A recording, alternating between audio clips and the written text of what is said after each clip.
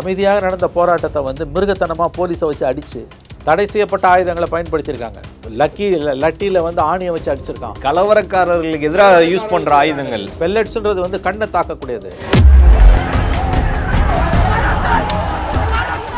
நீட்டு 2 தடவை paper leak ஆகிருக்கு. லட்சக்கணக்கில் செலவு பண்ணி படிக்கிற பசங்க வாழ்க்கையோட விளையாடியது மோடி அரசு. இந்த மந்திரி ராஜினாமா பண்ணுறது செஞ்ச பாவத்துக்கு ஒரு சின்ன பரிகாரம். ஆனால் அதை அவங்க செய்ய மறுக்கிறாங்க.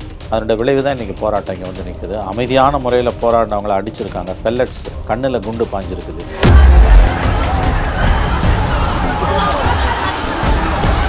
இந்த போராட்டத்தை தமிழ்நாட்டில் பெரிய அளவில் கடந்த காலங்களில் நீட்டுக்காக பெரிய அளவில் போராடிய திராவிட முன்னேற்ற கழகம் இன்றைக்கி தமிழ்நாட்டில் ஒரு ஆர்ப்பாட்டத்தையும் ஆர்கனைஸ் பண்ணவே இல்லை. ஏன் ஆர்கனைஸ் பண்ணலை? நீட்டை வச்சு பெரிய அளவில் பழப்ப ஓட்டினாங்கல்ல. 5 வருஷம் 2021 தேர்தல் அறிக்கையில் வந்தோன்னே முதல் கையெழுத்துன்னு உதயநிதி சொன்னாரா இல்லையா? ஏன் ஒரு போராட்டத்தையும் தமிழ்நாட்டில் திராவிட முன்னேற்ற கழகம் நடத்தவில்லை? ஏன் நீ மற்ற கட்சியை பார்த்து கேட்கல, திமுக பற்றி கேட்குறேன்னு கேட்பாங்க. வெரி குட், நல்ல கேள்வி. மற்றவங்க யாரும் நீட்டை வச்சு இந்த அளவு 5 வருஷம் பழப்ப ஓட்டல. ஆனால் பார்லிமெண்ட் டெல்லியில் வந்து அவ்வளோ பிரச்சனை போயிட்டுருக்கு. இந்திய கூட்டணியில் இருக்கக்கூடிய எல்லா கட்சியிலும் கருப்பு உடை அணிந்து அவ்வளோ போராட்டம் பண்ணிட்டு இருக்காங்க.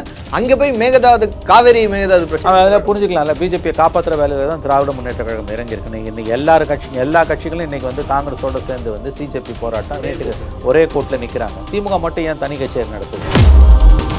பல மாநிலங்களில் இன்றைக்கி போராட்டம் நடக்குது. பெங்களூரில், கர்நாடகா, ஹைதராபாத்தில், பாம்பேயில் 7 மாநிலங்களில் உக்கிரமாக நடக்குது.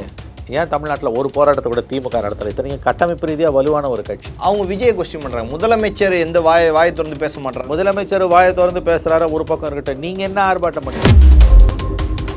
இன்னொரு ஆட்சியில் இருந்தால் ஒரு பேரணியோ இல்லை ஒரு இதோ நடந்திருக்கும். ஸ்டாலின் அவர்கள் நடந்திருப்பார் ரோட்டில். ஸ்டாலின் ரோட்டில் போய் நடந்திருப்பார். இந்த கொளுத்தினார்ல டீலிமிட்டேஷன், தீ பரவட்டும். பழைய திமுக பார்ப்பீங்கன்னா இல்லை, இதுதான் பழைய திமுக, பதுங்கிற திமுக. பிஜேபி ஆதரவு நிலைப்பாட்டில் இன்றைக்கு தாவேகா, அண்ணா திமுக, திமுக 3 கட்சிகள் இருக்குது. நான் ஓப்பனாக சொல்கிறேன், இவங்க 3 பேருக்குள்ள பெரிய வித்தியாசம் எதுவுமே கிடையாது. பிரைம் 9 தமிழர்கள் அனைவருக்கும் வணக்கம். இன்றைய நமது நேர்காணலில் நம்முடைய இணைந்திருப்பவர் மூத்த பத்திரிகையாளர் திரு மணி அவர்கள். சார் வணக்கம். டெல்லியில் வந்து தொடர்ந்து போராட்டங்கள் நடந்து கொண்டே வருது. இன்றைக்கி வந்து பார்த்திங்கன்னா டெல்லியோட முக்கிய மெட்ரோ ரயில் நிலையங்கள் எல்லாத்தையுமே மூடி இருக்கிறாங்க. காக்ரோச் ஜனதா பார்ட்டி நீட் தேர்வு விவகாரத்துக்கு தொடர்ந்து போராடிட்டு வராங்க. எல்லா பக்கமும் இருந்தும் அந்த விவகாரத்துக்கு ஆதரவு தர ஆரம்பிச்சிட்டாங்க.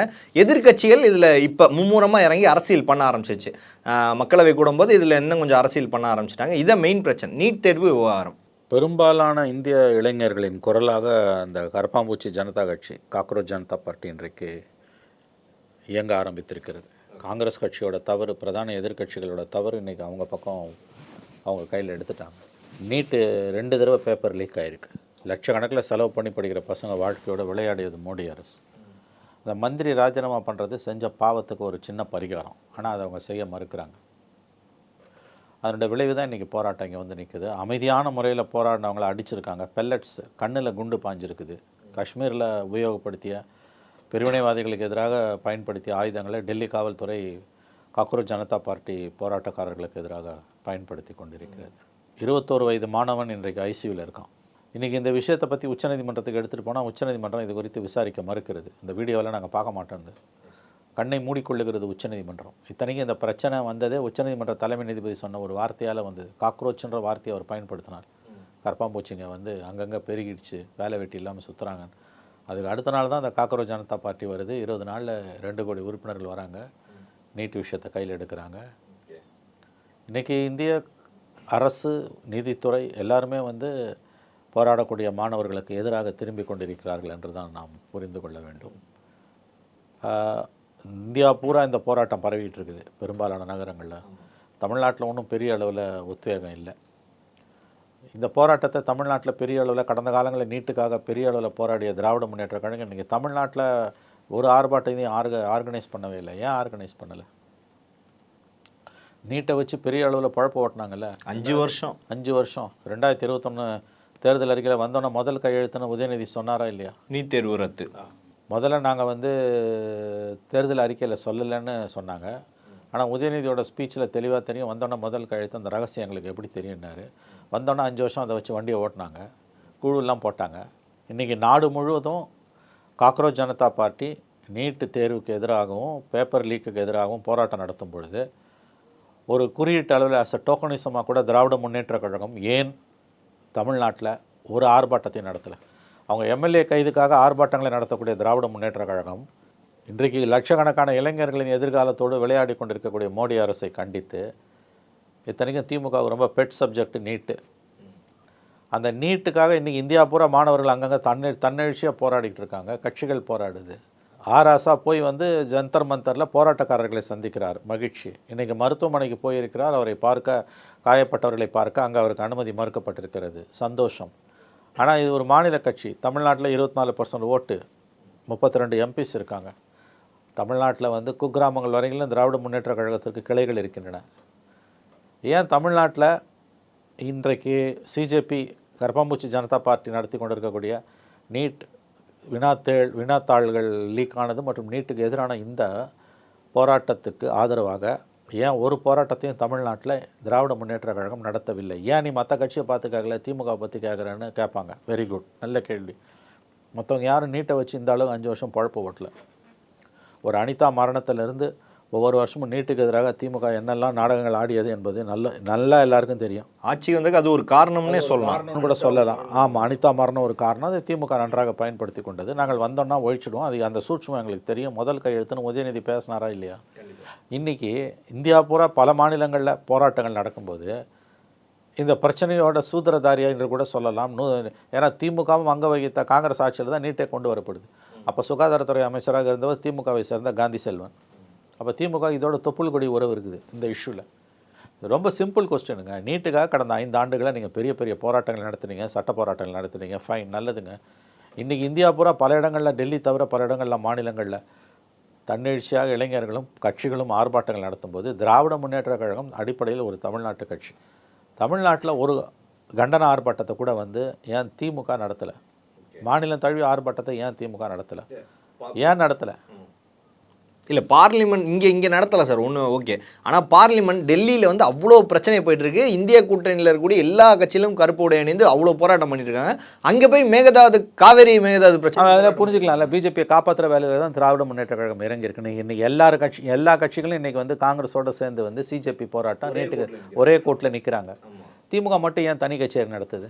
அப்போ இது பிஜேபியோடு சேருவதற்கான ஒரு ஆரம்ப புள்ளி, எழுதி வைத்துக் கொள்ளுங்கள். கடந்த கால வரலாறு இது, இப்படி தான். ஆகவே நீட்டுக்கு நீங்கள் பிஜேபியோட போகிறீங்களோ இல்லையோ, கூடிய சீக்கிரம் உண்மை தெரியும் எல்லாருக்கும். நீங்கள் நீட்டுக்கு எதிராக தமிழ்நாட்டில் இன்னைக்கு சிஜேபிக்கு ஆதரவாக பல மாநிலங்களில் இன்றைக்கி போராட்டம் நடக்குது. பெங்களூரில், கர்நாடகா, ஹைதராபாத்தில், பாம்பேல 7 மாநிலங்களில் உக்கிரமாக நடக்குது. ஏன் தமிழ்நாட்டில் ஒரு போராட்டத்தை கூட திமுக நடத்தலை? இத்தனைக்கும் கட்டமைப்பு ரீதியாக வலுவான ஒரு கட்சி. அவங்க விஜயை கொஸ்டின் பண்ணுறாங்க. முதலமைச்சர் எந்த வாயை திறந்து பேச மாட்டாங்க. முதலமைச்சர் வாயை திறந்து பேசுகிறாரு ஒரு பக்கம் இருக்கட்டும். நீங்கள் என்ன ஆர்ப்பாட்டம் பண்ணீங்க? ஆமாம், அவர் பேசலைங்க, கரெக்டுங்க, அவர் பம்புறாருங்க. முதலமைச்சர் பதுங்குகிறார், வாதத்துக்கு வைத்துக் கொள்வோம். நீங்கள் என்ன பண்ணீங்க? நீங்கள் இதை வச்சு தானே வண்டியை ஓட்டினீங்க. கரெக்ட். நீங்கள் விஜயை பற்றி சொல்கிறது நான் மறுக்கலை. விஜய் பிஜேபியை பார்த்து பயப்படுறாருன்றீங்க, அவர் பதுங்குறாரு, எதிர்க்க மாட்டேன்றாரு, ஒத்துக்கிறேங்க. நீங்கள் சொல்கிறத நான் ஒத்துக்கிறேங்க. நீங்கள் ஏங்க ஆர்ப்பாட்டம் பண்ணல? ஏன்னா நீட்டை வச்சு பழப்பு ஓட்டினது நீங்கள் தானேங்க, அதை வச்சு தானேங்க. நீ மற்ற நேரத்தில் ஆர்ப்பாட்டம் பண்ணுறதுக்கும் பண்ணாமல் இருக்கிறதுக்கும் அது வேறு கதைங்க. இன்றைக்கி ஒரு தோழமையோடு, அதாவது அவர்களுக்கு ஒரு மாரல் சப்போர்ட், டெல்லியில் போராடக்கூடிய ஆயிரக்கணக்கான மாணவர்களுக்கு நீங்கள் தமிழ்நாட்டில் ஆர்ப்பாட்டம் நடத்திருக்கணுமா இல்லையா? ஏன் நீங்கள் நடத்தலை ஆர்ப்பாட்டத்தை? விஜய் பிஜேபின்றீங்கல்ல, நீங்கள் எப்படிங்க? இன்றைக்கி எல்லா எதிர்கட்சியும் ஒரு அணியில் நிற்கும் போது தனியாக மேகதாது பிரச்சனை தூக்கின்னு போகிறீங்களா? அப்போ நீங்கள் யாருக்கு பி டீமு? தமிழ்நாட்டில் நீட்டுக்கு ஆதரவாக இன்றைய காலகட்டத்தில் சிஜேபி போராட்டம் உக்கிரமாக இருக்கக்கூடிய இந்த நேரத்தில் தமிழ்நாட்டில் ஒரு போராட்டத்தை கூட ஏன் திராவிட முன்னேற்ற கழகம் நடத்தலை? எங்கேயா 10 பேர் குரல் கொடுத்தான்னு சொல்லுவாங்க கேட்டால். சட்டக்கல்லூரி மாணவர்கள் போராட்டம் மாநிலம் தழுவிய அளவில் தேசிய ஊடகங்களின் கவனத்தை ஈர்க்கிற மாதிரி ஒரே ஒரு ஆர்ப்பாட்டத்தை நீங்கள் நடத்துனீங்களா இல்லையா? இல்லை. இந்நேரம் ஆட்சியில் இருந்தால் ஒரு பேரணியோ இல்லை ஒரு இதோ நடந்திருக்கும். ஸ்டாலின் அவர்கள் நடந்திருப்பார், ரோட்டில் போய் நடந்திருப்பார். இந்த கொளுத்தினாரில் டீலிமிட்டேஷன் தீ பரவட்டும். பழைய திமுக பார்ப்பீங்கன்னாரில், இதுதான் பழைய திமுக, பதுங்குற திமுக. உங்களுக்கு தேவைன்னும் போது ஒரு பேச்சு, தேவையில்லாத போது ஒரு பேச்சு. இன்றைக்கு நாடு இருக்கக்கூடிய கட்டத்தில், பழசெல்லாம் விடுங்க சார், இன்றைக்கு நாடு இருக்கக்கூடிய கட்டத்தில் காக்ரோச் ஜனதா பார்ட்டி, கர்ப்பாம்பூச்சி ஜனதா கட்சிக்கு ஆதரவாக திராவிட முன்னேற்ற கழகம் தமிழ்நாட்டில் ஒரு மிகப்பெரிய அளவில் ஏதாவது ஒரு இடத்தில் அல்லது அனைத்து மாவட்ட தலைநகரங்களிலும், அது கூட வேணாம், சென்னையில் ஒரு பெரிய ஆர்ப்பாட்டத்தை, ஒரு உண்ணாவிரத போராட்டத்தை நடத்தியிருந்ததுன்னா நாம் அவர்களை மெச்சலாம். அமைதியாக இருக்கீங்க, வெறும் ஸ்டேட்மெண்ட் விட்டுட்டு விஜய் ஏன் பேசலன்றீங்க. நீங்கள் ஏன் சார் பேசலை? விஜய் பிஜேபிக்கு பி டீம் சார், உங்கள் பாஷையில் சொன்னால். நீங்கள் யார் சார்? நீங்கள் என்ன டீமு? ஏன் நீங்கள் போராடல? அதுக்கு சொல்லுங்கள். ஏன் அவனை கேட்கல இவனை கேட்கல? அவங்கெல்லாம் இந்த அளவுக்கு வாய்ஸ் அவடால் பேசலை. எத்தனை போராட்டம், பொழுதுனிக்கும் ஒரு போராட்டம் நடந்தது நீட்டுக்கு எதிராக. மாதம் மாதம் அமாவாசையும் கிருத்திகையும் வருதோ இல்லையோ திமுக போராட்டம் நீட்டுக்கு எதிராக நடந்தது. இவ்வளோ பெரிய அறிக்கை ஒன்று வச்சு கொடுத்தீங்க இல்லையா? யாரோ ஒரு நீதிபதி, ஓய்வு பெற்ற நீதிபதி தலைமையில் வந்தவுடனே ஒரு கமிட்டியை போட்டிங்க. அதை எல்லா லாங்குவேஜ்லேயும் மொழிபெயர்த்து எல்லா ஊருக்கும் அனுப்புனீங்க. இப்போ இருக்க தர்மேந்திர பிரதானுக்கு எதிராக அதிகமாக போராட்டம் நடந்ததே திமுக தான் சார். நீங்கள் தான் இன்றைக்கான பேசணுமே சார். ஏன் இன்றைக்கி வந்து இந்த திடீர் மௌனத்துக்கு என்ன காரணம்? தீ பரவி இருக்கணும். தீ பரவி இருக்கணுமே. கரெக்டாக சொன்னீங்க. மு.க. ஸ்டாலின் அவர்கள் முன்னாள் முதலமைச்சர், திராவிட கழகத்தின் ஒப்பில்லாத தலைவர் முத்துவேல் கருணாநிதி ஸ்டாலின் அவர்களுடைய பாஷையில் சொன்னால் அவர் அந்த மசோதாவை பிடிச்ச அப்படி கொளுத்துவார் ஸ்டைலாக. தீ பரவட்டும்னாரு. இந்நேரம் அழகாக சொன்னீங்க. இந்நேரம் தீ பரவி இருக்கணுமே. எங்கேயுமே தீ காணுமே. தீ குச்சி கூட காணுமே எங்கேயுமே. அப்போ உங்களுக்கு வேணும்னா ஒரு அரசியல், வேணான்னா ஒரு அரசியல். ஏன்னா மோடி எங்கே கோபித்துக் கொள்வாரோ என்று நீங்கள் அஞ்சுகிறீர்கள். காங்கிரஸ் உங்களை விட்டு வெளியில் போயிடுச்சு. விஜய் எதிர்க்கணும், மாநில அரசை எதிர்கொள்ளணும்னா மத்திய அரசோட அனுமதி தேவை. ஏகப்பட்ட வழக்குகள் அணிவகுத்து நிற்கின்றன. ஆகவே நீங்கள் இன்றைக்கு ஒரு சாஃப்ட் லைன், பிஜேபிக்கு எதிராக ஒரு சாஃப்ட் லைனை வந்து திமுக எடுக்கிறது என்பது தான் உண்மை. இல்லை திமுக மட்டும் இல்லை சார், தமிழ்நாட்டில் அண்ணா திமுக, தாவேகா, திமுக எல்லாரும் பிஜேபி ஆதரவு நிலைப்பாட்டை எடுக்கிறாங்க. நான் ஓப்பனாக சொல்கிறேன், எல்லாரும் எடுக்கிறாங்க. தாவேக்காவும் பிஜேபி ஆதரவு நிலைப்பாடு தான் எடுக்குது. இதில் வெறும் திமுக மட்டும் எதுக்கு வர சொல்லணும்? ஏன் திமுக மட்டும் என் போய் நோண்டுறேன்றாங்க. எனக்கு என்ன திமுகவோட வாய்க்கால் தகராறா, வரப்பு தகராறு? திமுக ஆட்சியில் யாரு? எதுக்கு திமுக? எதுக்குடா போய் திமுக? கரெக்டுங்க, திமுக ஆட்சியில் இல்லைங்க, நல்லதுங்க நீங்கள் சொல்கிறது. தாவேக்காவும் அதே ப்ரோ பிஜேபி லைன் தாங்க, கரெக்ட். அண்ணா திமுக சொல்லவே வேணாம், அது ஜோதியில் கலந்துடுச்சு. தமிழ்நாட்டோட சாபக்கேடு 3 பெரிய கட்சிகளும் இன்றைக்கி பிஜேபியோட சார்பு நிலையில் தான் இருக்காங்க. ஏன் வந்து விஜய் வந்து நேம் பண்ணாமல் சும்மா 19 ஒரு அறிக்கை கொடுக்குறாரு? அது கூட அவர் கொடுக்கல, தாவேக்கா கொடுக்குது அந்த அறிக்கை. நேற்று ராகுல் காந்தி கைதுக்கு பொங்கி எழுந்திருக்க வேணா நீ? அப்போ தாவேக்காவுக்கு வந்து இதை பற்றி பேசுகிறதுக்கு எந்த விதமான தார்மீக உரிமையும் தகுதியும் கிடையாது. பிஜேபி ஆதரவு நிலைப்பாட்டில் இன்றைக்கு தாவேக்கா, அண்ணா திமுக, திமுக 3 கட்சிகள் இருக்குது. நான் ஓப்பனாக சொல்கிறேன், இவங்க 3 பேருக்குள்ளே பெரிய வித்தியாசம் எதுவுமே கிடையாது. 3 பேருக்குள்ளே பெரிய வித்தியாசம் எதுவுமே கிடையாது. இதில் ஏன் திமுகவை அதிகமாக விமர்சனம் பண்ணணும்னா, நீங்கள் தான் அதிகமாக இதை வச்சு 12 வருஷமாக 14 வருஷமாக வண்டியை ஓட்டிருக்கீங்க. அரசியல் முழுக்க நீட்டு தான் வந்தவங்க. அவன் பாஜக கொள்கை எதிரின்னு சொன்னது வாய் வார்த்தை தான். நடைமுறையில் இது வரைக்கும் அவர் கட்சி ஆரம்பித்த 2.5 வருஷத்துலையும் அதிகாரத்துக்கு வந்த 70 நாள்லையும் பிஜேபிக்கு எதிராக ஏதாவது ஒன்று பேசியிருப்பாரா, செஞ்சுருப்பார்? பாஜக அரசுனே சொல்ல மாட்டேன்றாரு. விஜயோட பாஜக எதிர்ப்பு என்பது ரொம்ப ரொம்ப ரொம்ப மென்மையான போக்கு கொண்ட, பிஜேபி கோபித்து கொள்ளக்கூடாது என்ற தொனியில் பேசக்கூடிய ஒரு எதிர்ப்பு. நான் ஒப்புக்கொள்கிறேன். அதிமுக பிஜேபியோட ஐக்கியம் ஆயிடுச்சு. ஆனால் பிஜேபி எதிர்ப்புன்ற ஒற்றை புள்ளியிலேயே கடந்த 10 வருஷமாக வண்டியை பழப்பு ஓட்டிகிட்டு இருக்க திமுக ஏன் அமைதியாக இருக்குன்ற கேள்வி தான் பிரதான கேள்வி. அதனால் திமுக விமர்சிப்பதையும் தாவேக்கா விமர்சிப்பதையும் ஈக்குவேட் பண்ண முடியாது. தாவேக்கா பிஜேபியை எதிர்க்காதுங்க எந்த காலத்துலையும். வேணா 29 ஜனவரி பிப்ரவரியில் பிஜேபி எதிர்க்கிற மாதிரி ஒரு நாடகத்தை ஆடுவாங்க. அவங்க எங்கே பிஜேபி ஏற்றாங்க? இது நேற்று 2 மாநில முதலமைச்சர்கள் உட்பட அந்த போராட்டத்தில் கலந்துக்கிட்டு இருக்காங்க. அமைதியாக நடந்த போராட்டத்தை வந்து மிருகத்தனமாக போலீஸை வச்சு அடித்து தடை செய்யப்பட்ட ஆயுதங்களை பயன்படுத்தியிருக்காங்க. லட்டியில் வந்து ஆணியை வச்சு அடிச்சிருக்காங்க. கலவரக்காரர்களுக்கு எதிராக யூஸ் பண்ணுற ஆயுதங்கள். பெல்லட்ஸ்ன்றது வந்து கண்ணை தாக்கக்கூடியது. சில பேரோட கண் பார்வை பாதிக்கப்பட்டிருக்கிறது. ஒரு 21 வயது இளைஞன் வந்து ஐசியூவில் தீவிர சிகிச்சை பிரிவில் இருக்கிறான், உயிருக்கு போராடி கொண்டிருக்கிறான். இப்போ இதை கண்டித்து தமிழ்நாடு பூரா இன்றைக்கி வந்து கடந்த இப்போ ஏப்ரல் மாதம் இது நடந்ததுன்னா மு.க. ஸ்டாலின் அவர்கள் தமிழ்நாடு முழுவதும் அனைத்து மாவட்ட தலைநகர்களிலும் திமுகவினரை வந்து ஆர்ப்பாட்டத்துக்கு கட்டளையிட்டு இருப்பார். பொங்கியிருப்பாங்க. ஏன் இப்போ அமைதியாக இருக்கீங்க? ஸோ தமிழ்நாடோட அரசியல் இன்றைக்கி எங்கே போயிடுச்சுன்னா, தயவு செஞ்சு புரிஞ்சுக்கோங்க. திமுக பிரதான கட்சி, அண்ணா திமுக, தாவேக்கா 3 பேருமே ப்ரோ பிஜேபி லைனில் இருக்காங்க. இந்தியாவில் பல மாநிலங்களில் இருக்க நிலைமை தமிழ்நாட்டுக்கு வந்துடுச்சு. இங்கே காங்கிரஸ், இடதுசாரிகள் இவங்களோட மொத்த வாக்கு வங்கியை சேர்த்திங்கன்னா கூட, விசிகா எல்லாம் சேர்த்தா கூட 8% 9% மேலே போகுது. Left Visika, ஐயுஎம்எல்ஏ, Congress, left, IUML, Visika, MDMK, இதுதான் இந்த கட்சிகள்லாம். இவங்க எல்லாரும் சேர்த்தா கூட ஒற்றை இலக்கத்தில் தான் இருக்கும். ஒற்றைப்படை தான். 8% 9%, தி மேக்ஸிமம். 90% திமுக, அண்ணா திமுக, தாவேக்கா 3 பேரும் கிட்டத்தட்ட ப்ரோ பிஜேபி லைனில் இருக்காங்க. டிகிரி தான் வேரி ஆகும். அதிமுக ஓப்பன் பிஜேபி மெர்ஜ் ஆகிடுச்சு. பிஹெச்டி முடிச்சிட்டான் அவன். திமுக வந்து மறைமுகமாக இன்றைக்கி பிஜேபி ஆதரிக்க ஆரம்பிச்சிட்டாங்க. இல்லாட்டி வந்து எல்லாரும் சிஜேபி ப்ரொட்டஸ்ட்டில் இருக்கும்போது மேகதாதுக்கு போக மாட்டாங்க. சம்மந்தமே இல்லை. சம்மந்தமே இல்லாமல் இது ரொம்ப முக்கியமாக அவனுக்கு மேகதாது தான் முக்கியமாக. இப்போ இஷ்யூ வந்து சிஜேபி. மூணாவது வந்து தாவேகா, அவங்களுக்கு எந்த கொள்கையும் கிடையாது, பாலிட்டிக்ஸே இல்லாமல் ஒரு பொலிட்டிக்கல் பார்ட்டி. இப்போ பிரச்சனை என்ன, தாவேகாவுக்கு பல இடங்களில் கட்சி கட்டமைப்பே கிடையாது, கிளைகளே கிடையாது. இது எவ்வளோ பெரிய சிக்கல். மக்கள் வாக்களிச்சிருக்காங்க. ஒரு வித்தியாசமான ஒரு அரசியல் தமிழ்நாட்டில் அரங்கேற்றிருக்கு. ஸ்டாலின் ஒரு கூட்டத்தில் பேசினார்ல தேர்தலுக்கு பிறகு, பல இடங்களில் வந்து பூத்தில் ஏஜென்ட் இல்லை, சில இடங்களில் கவுண்டிங் சென்டரில் ஏஜென்ட் இல்லை, ஆனால் அவங்க ஜெயிக்கிறாங்கன்றாரு. உண்மைதான் சார், நீங்களே தோற்று போயிட்டீங்க. ஆனால் இது என்ன காரணம்னு ஆராய மாட்டேன்றீங்களே. 75 வருஷ கட்சி 2.5 வருஷம் நான் ஒரு குழந்தைகிட்ட தோற்றுருக்குது. அப்போ மக்கள் உங்களை நிராகரிச்சிருக்காங்க. பூத்து வேணாம், பூத் ஏஜென்ட் வேணாம், கவுண்டிங் ஏஜென்ட் வேணாம், கிளைக்கழகம் வேணாம், எதுவுமே வேணாம், ஓட்டு போட நீ இருக்கக்கூடாதுன்றான். அப்போ இதுதான் உங்கள் சிக்கல். எல்லா அரசியல் கட்சிகளையும் எடுத்துங்க சார், எந்த ஒரு பிரச்சனை நடந்தாலும் இந்திய அளவில் முதல்ல பிரச்சனை இங்கே தான் ஆரம்பிக்கும். தமிழ்நாட்டில் தான் அது பெரிய அளவு வெடிக்கும். ஆனால் இந்த பிரச்சனையை பொறுத்தவரைக்கும் தமிழ்நாடு அப்படியே ஜாலியாக இருக்குது சார். 3 பேர் அமுங்குறாங்கங்க. இதில் மற்றவங்க அமுங்கிறத விட திமுக அமுங்கிறது தான் சிக்கல்ன்றதான் நான் பாயிண்டா. நீ திமுக மட்டும் எதுக்கு நோன்றன்றான். ஏங்க நீ தானே அதை பற்றி பேசுனீங்க. இல்லை அந்த விஷயம் ஒன்று. இன்னொன்று வந்து டீலிமிட்டேஷன் பில் வரும்போது அவர் தான் ஃபஸ்ட்டு எரிச்சார். இன்னைக்கு டீலிமிட்டேஷனுக்கு எதிராக அந்த இது திரும்பி வந்துருச்சுன்னா அதுக்கு ஆதரிப்பாங்க. அதாவது நாங்கள் கண்டென்ட் பார்ப்போன்றாங்க, அதாவது வந்து உள்ளடக்கத்தை பார்ப்போன்றாங்க. மொத்தமாக டீலிமிட்டேஷன் கூடாதுன்னு கொளுத்துனார். அதுதான் அந்த சீனு. இப்போ வந்து நாங்கள் அது உள்ளடக்கம் பார்ப்போன்றார். அது பிஜேபியோட போகிறது.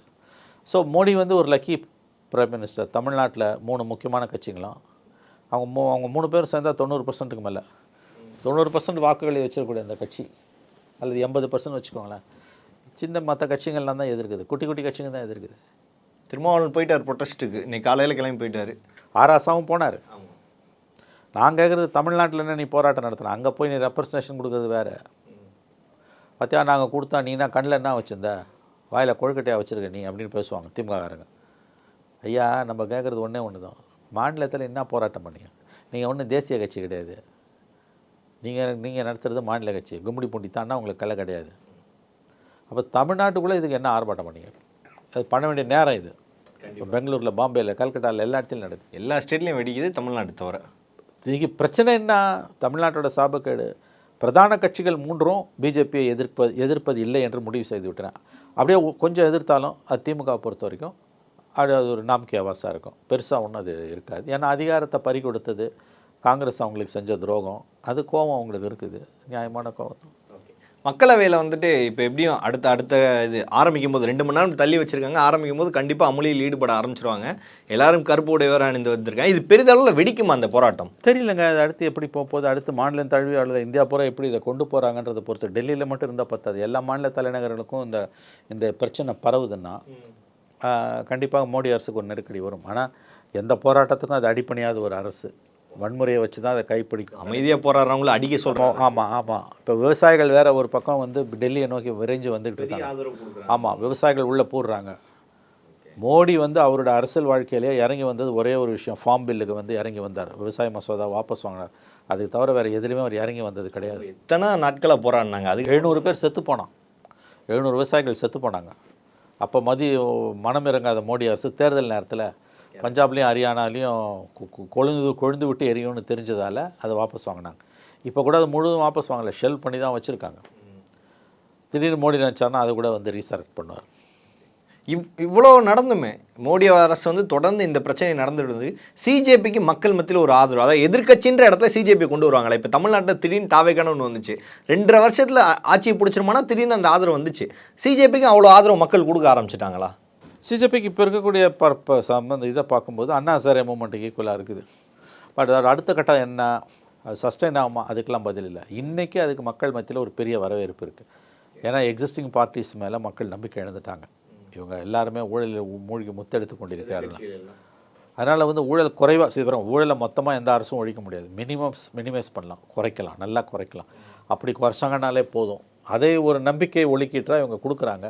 எந்த அளவுக்கு சாத்தியம்னு தெரியாது. அதனால தான் நம்ம என்ன சொல்லணும், ஒரு 6 மாதமாவது டைம் கொடுன்றோம். 1 வருஷம் கொடுக்கணும், ஆக்சுவலாக 6 மாதமாவது கொடுன்றோம். கொடுக்க முடியாது, இப்போயே வந்துடணுன்றாங்க. இன்ஸ்டன்ட் தோசை இட்லி மாதிரி இப்போயே கவுத்து நாளைக்கு எலெக்ஷன் வச்சு நாளைக்கு மறுநாள் திமுக ஆட்சிக்கு வந்துடும். இதுதான் அவங்க பிளானு. எப்படிங்க நடக்கும்? சீமான் பாஷையில் சொன்னால் வாய்ப்பில்லை ராஜா, வாய்ப்பே இல்லை. நீ 5 வருஷம் பொறுத்து தான் இருக்கணும். சற்றே பொறுத்தரும் பிள்ளாய்ன்ற மாதிரி 5 வருடங்கள் பொறுத்தரும் பிள்ளாய். அதுக்கு நடுப்புற கவுக்க பார்த்தீங்கன்னா 200 சீட் அவர் ஜெயிப்பார். பல்வேறு அரசியல் கேள்விகள் தமிழுக்காக மிக்க நன்றி.